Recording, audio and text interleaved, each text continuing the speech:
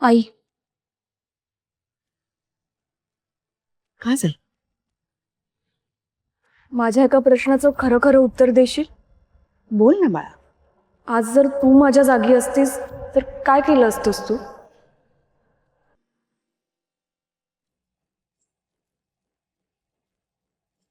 काय काय कार्टे? हिरवी तर खूप चुरू बोलत असतेस ना सगळ्यांसमोर. मग आता पोलिसांना बघून तुझी जीभ झडली का? हा कुटारडे, खरं बोलायला भीती वाटत होती तुला की त्या अर्केला पाठीशी घालण्याचा प्रयत्न करत होतीस? मला माहितीये ना तुझं आणि त्या अर्केचं काहीतरी लफडं सुरू आहे. हो, सुरू आहे तुझं आणि त्याचं लफडं. आणि कशाला? मी स्वतः लग्नात तुला आणि त्या आरकेला असं खेटून नाचताना बघितलं होतं. मला माहितीये ना, मला सगळं दिसत होतं. पण हा माझा मूर्ख मुलगा तुझ्या प्रेमात वेडा झाला होता ना. तुझ्यासारख्या खोटारड्या पोरीशी लग्न करायला तयार झाला. बस मॅडम बस, खूप ऐकून घेतलं ना तुमचं. एक तर तुमच्या या मुलाला अशा परिस्थितीत आम्ही हॉस्पिटलमध्ये आणलं, त्याचा जीव वाचलाय, कळतंय का तुम्हाला? आणि आई आहात का? कोण होतो त्याच्याकडे बघणं सोडून, त्याच्या तब्येतीची काळजी घेणं सोडून तुम्ही आम्हाला बोलला होताय?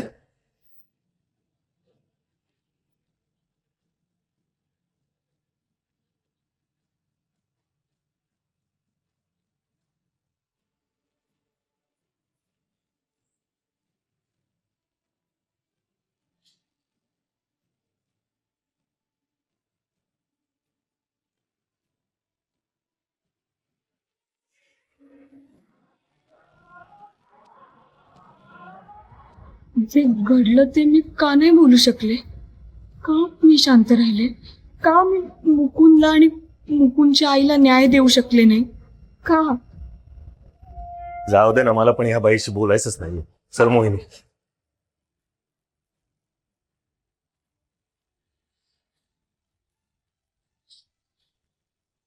आता निघून गेलायत आणि सोडणार नाहीये कुणाला. माझ्या मुकुंदची ज्याने कोणी ही अवस्था केली आहे ना, त्याला मी सोडणार नाही. शर्मिला चंदन शिवे म्हणतात मला.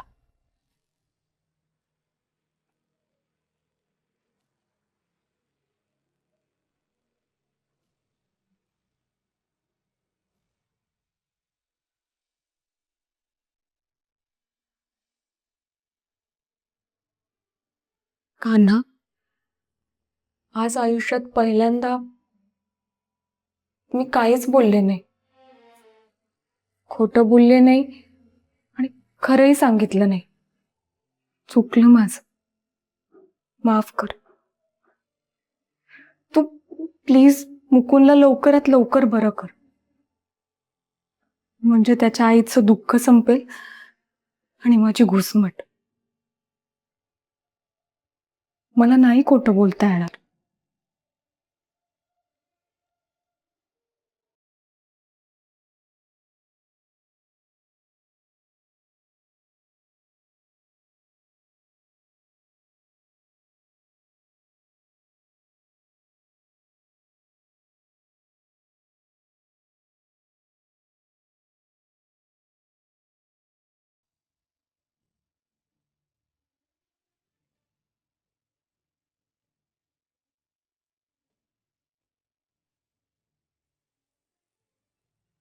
कार्तिकेने सांगितलं आम्हाला सगळं, and we are very proud of you. कशाबद्दल?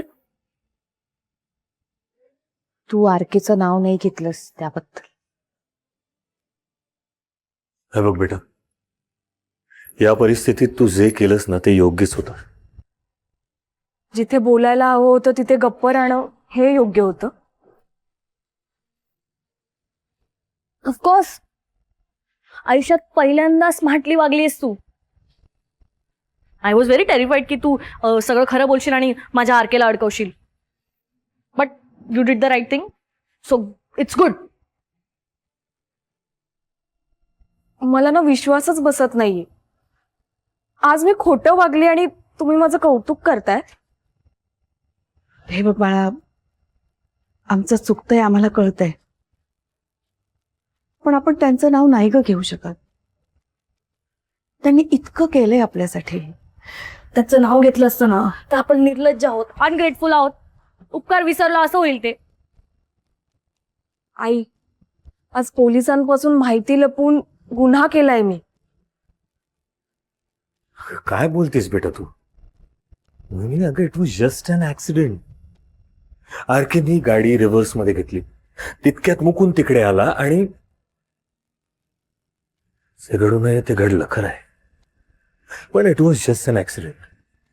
हे बघ, आता आरकेनी अशा परिस्थितीत गाडी चालवायलाच नको होती, किंवा मुकुंदला जर गाडी मागे येते हे दिसत होतं तर त्यांनी बाजूला व्हायला हवं होतं. ह्या सगळ्या चर्चा फक्त चर्चा राहतील. It would be just a blame game. त्यामुळे ह्याविषयी नको बोलूया आपण. जे घडलं ते दुर्दैवी होतं हे मात्र नक्की.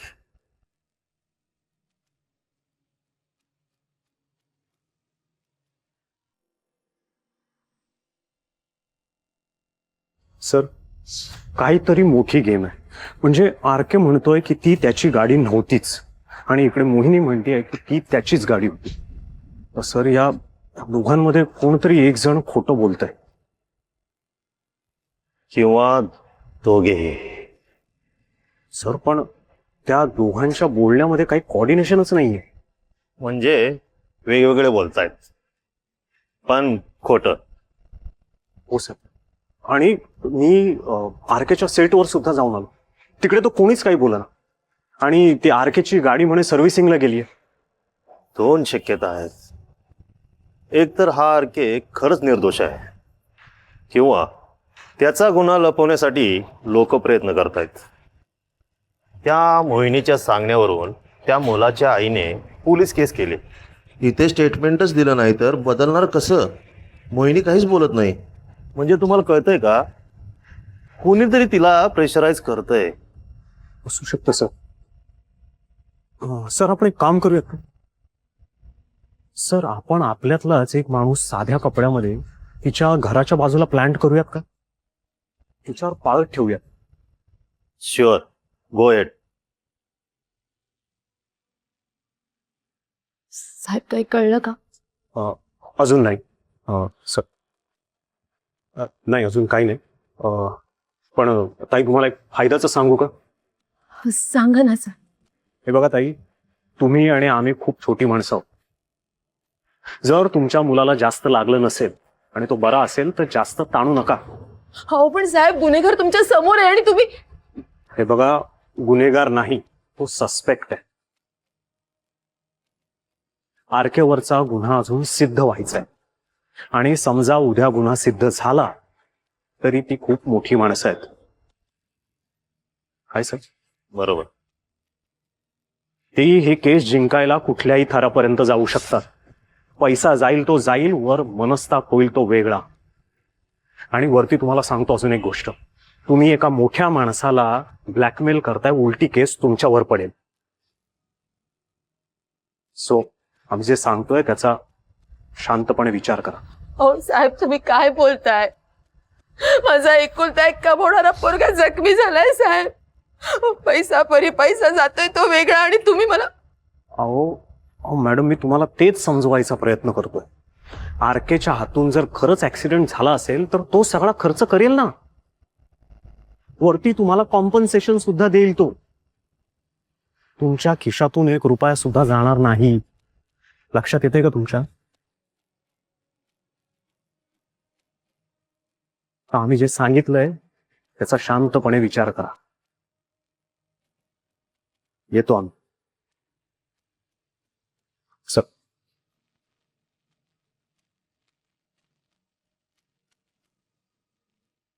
आता काय करायचंय आई? बरंच काय. आरके नावाची सोन्याची अंडे देणारी कोंबडी मिळाली आपल्याला.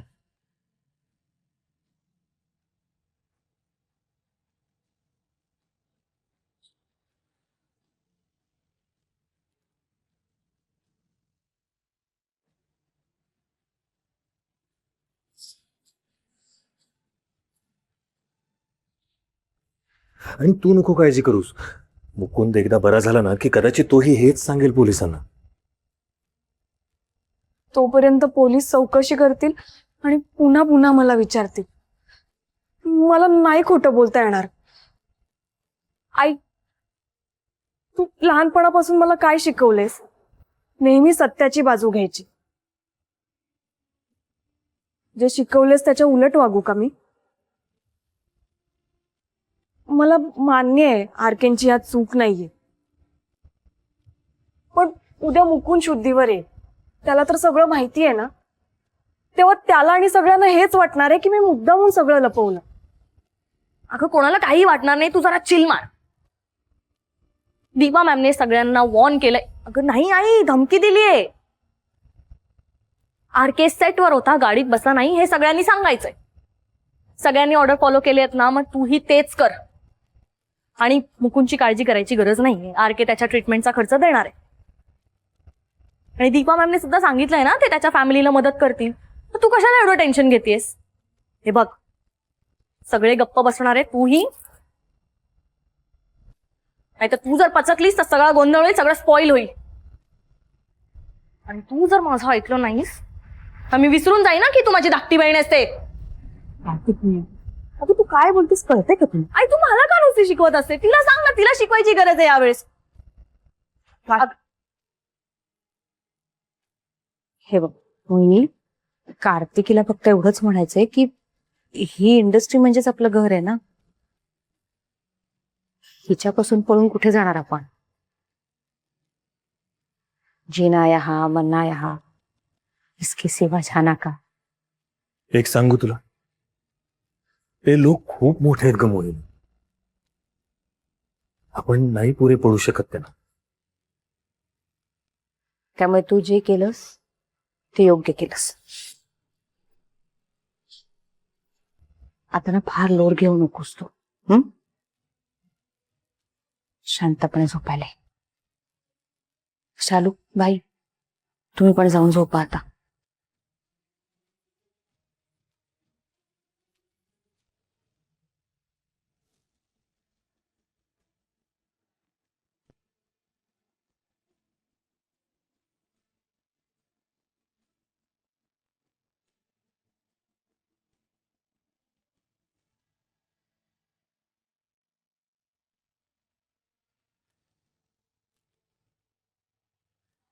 आई,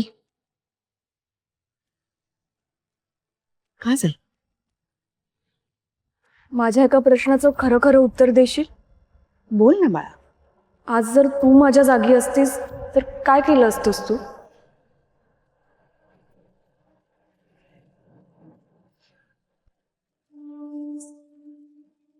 नमस्कार. तुम्ही सगळे पत्रकार इथे आलात.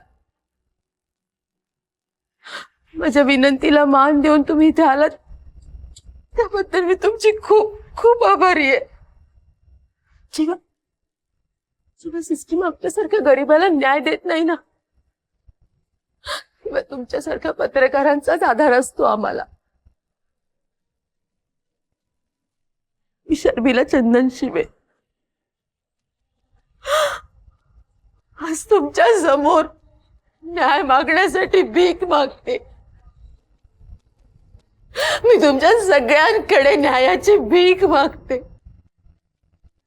कारण आज माझा मुलगा मुकुंद मृत्यूच्या दारात उभा आहे आणि त्याच्या या परिस्थितीला जबाबदार आहेत सुपरस्टार आरके सर.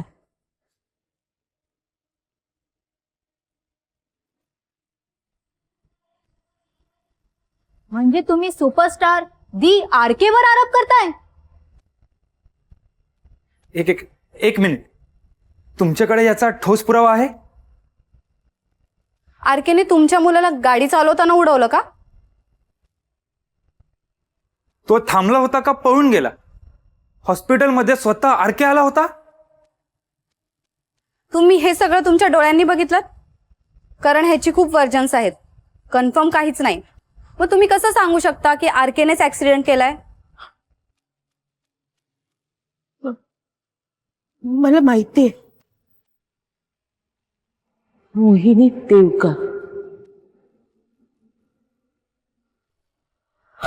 मोहिनी देवकरनी स्वतः मला सांगितलं आर के सरांनीच मुकुंदला उडवलंय म्हणून. ती प्रत्यक्षदर्शी आहे या घटनेची. मोहिनी देवकर म्हणजे ती आरकेची को आर्टिस्ट? को ऍक्ट्रेस नाही, आर के सरांची पर्सनल मेकअप आर्टिस्ट. काय ती पर्सनल मेकअप आर्टिस्ट कधी झाली? कशावरून तुम्ही खरं बोलत आहात? पुरावा काय आहे तुमच्याकडे? हे बघा, मी तुम्हाला सगळ्यांना बातमी द्यायचं काम केलं. आता पुरावा शोधायचं काम तुम्ही करा. हं? पण मी तुम्हाला विनंती करते, मला न्याय मिळवून द्या. मला न्याय मिळवून द्या. मी तुमच्या समोर हात जोडते. या गरीब बिचाऱ्या आईला न्याय मिळवून द्या.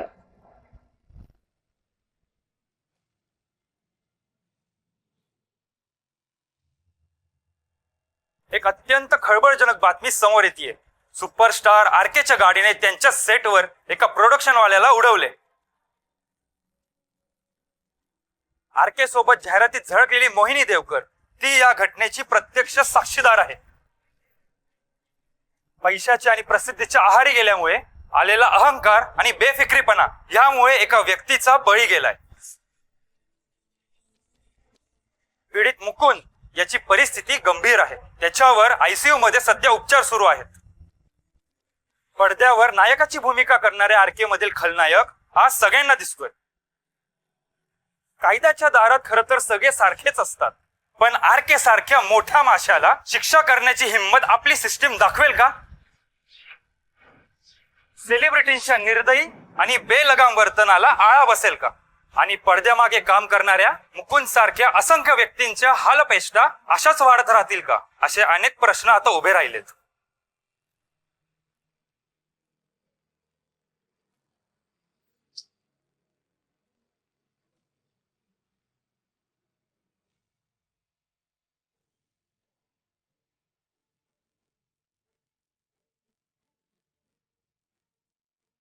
न्यूज लीक कशी झाली?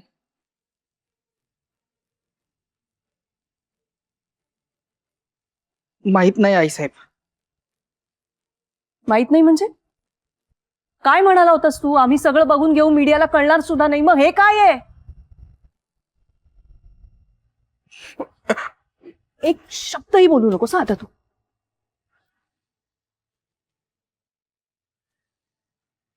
जे करायचं ते मीच करेल.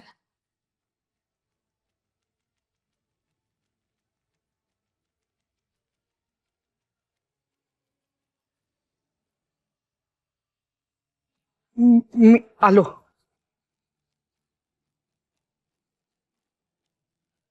सर सर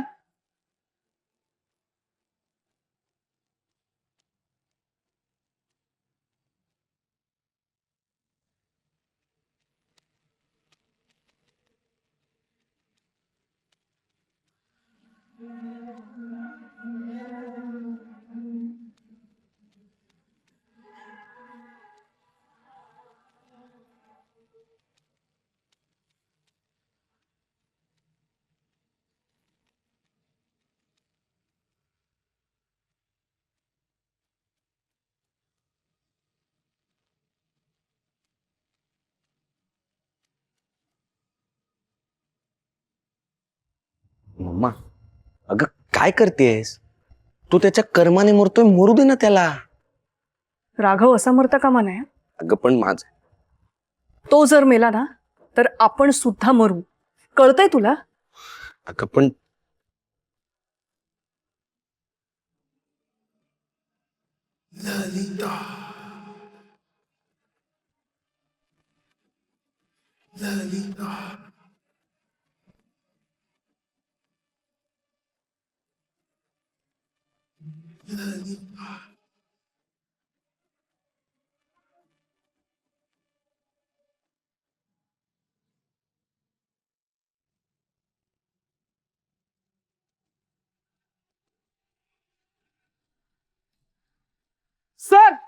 सर सर मुकुंदच्या आईने मोठा गेम टाकलाय.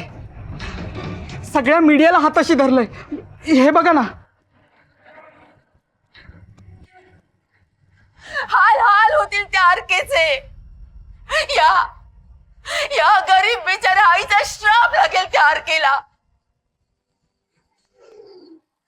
माझ्या सोन्यासारख्या तरणाटाटा पोराच्या जीवावर उठला हा आरके. याचं आयुष्यात कधी चांगलं होणार नाही. नरकात सुद्धा जागा मिळणार नाही त्याला. या आईचा श्राप आहे त्याला. तुमच्या सगळ्यांसमोर हात जोडून विनंती करते, न्याय द्या मला, न्याय द्या मला, न्याय द्या. राघवा, खऱ्याचं खोटं आणि खोट्याचं खरं करण्यात पटाईत आहेस ना तू. हं? पण आता तसं करू नकोस रे. अरे तू अपराध केला असशील ना तर गुन्हा कबूल कर. शिक्षा कमी होईल रे, शिक्षा कमी होईल. अरे एकदा खरं वागून बघ राघवा. एकदा खरं वागून बघ रे. सर, एकदा खरं वागून बघ. एकदा खरं वागून बघ.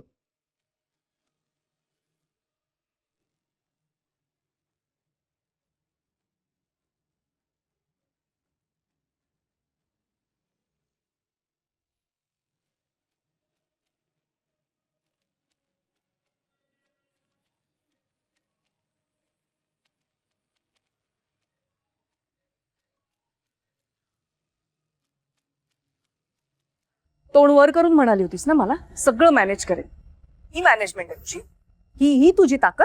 एक्सक्यूज मी, ती बातमी ना आधी नीट बघा. सगळा ब्लंडर त्या मोहिनीने केलाय. तिने तोंड उघडलं असणार आहे त्या मुकुंदच्या आईसमोर. हे बघ, कुणी काय केलं नाही हे ऐकायचं नाहीये मला. आत्ता आपण काय करू शकतो ह्यावर बोलूया. हे बघा, माझे सुद्धा प्रयत्न चालू आहेत. प्रयत्न नाही, रिझल्ट्स हवेत मला. राघव ह्यातून बाहेर पडायलाच हवा. काय वाटेल ते कर, ह्यातून राघवला बाहेर काढ. आणि ज्या दिवशी राघव ह्यातून बाहेर पडेल ना, त्याच्या दुसऱ्या दिवशी राघव तुझा. Is it a challenge? No, it's a promise.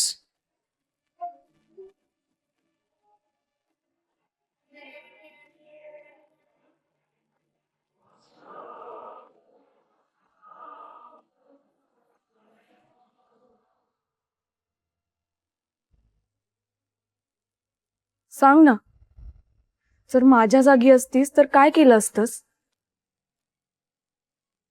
हे बघ बाळा, माणसांसाठी तत्व असतात, तत्वांसाठी माणसं नसतात. कधी कधी आपल्याला आपल्याच माणसांसाठी आपल्या तत्वांना मुरड घालावी लागते. अगं पण हे बघ, खरं बोलून आपल्या माणसाचं कदाचित नुकसानच होणार आहे, पण काहीच न बोलल्याने असंही होऊ शकतं की आपल्या माणसाचं आयुष्य वाचलंय. आपल्यावर जेव्हा वेळ आली होती त्यावेळेला आरके सर आपल्या पाठीशी उभे राहिले ना. मग आता जर त्यांना गरज आहे तर आपण त्यांच्या पाठीशी उभं राहायला पाहिजे की नाही? मला मान्य आहे हे खूप कठीण आहे, वेळ वाईट आहे, तुझं बरोबर आहे, पण बाबा पण जे बोललेत ते चुकीचं नाहीये ना. मग मी काय करू? हे बघ, तुझ्या जागी जर मी असते मी काय केलं असतं हे मी तुला सांगितलं. या उपर तुला जे योग्य वाटते ते तू कर. आणि एक गोष्ट लक्षात ठेव, तू जो काही निर्णय घेशील आम्ही सगळे तुझ्या पाठीशी उभे असणार आहोत.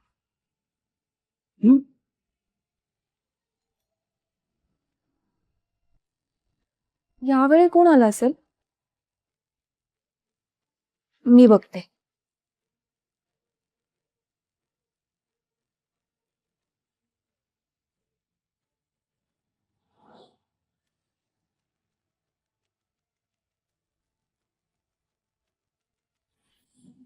दीपा मॅडम, तुम्ही? या ना आत या. नाही नको. तूच जरा बाहेर ये, बोलायचंय तुझ्याशी. बाहेर का? आरकेच्या आयुष्याचा प्रश्न आहे. आपण दोघींनी मिळून सोडवायला पाहिजे नाही का? We are in this together.